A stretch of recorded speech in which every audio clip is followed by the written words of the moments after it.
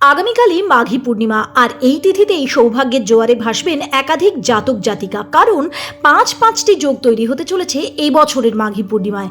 এবছর 1 ফেব্রুয়ারি ভোর 5:52 পূর্ণিমা শুরু হয়ে শেষ হচ্ছে 2 তারিখ শেষ রাত্রি 3:38।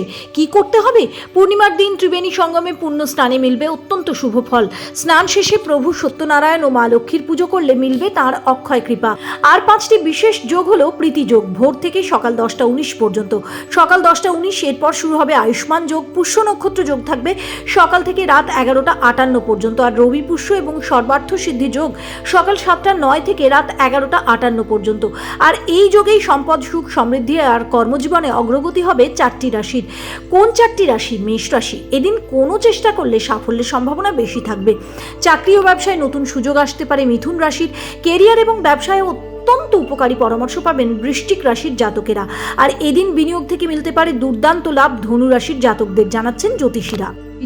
এক্ষুনি চ্যানেলটা সাবস্ক্রাইব করে নিন। আর আপনার কোন রাশি কমেন্টে অবশ্যই লিখুন।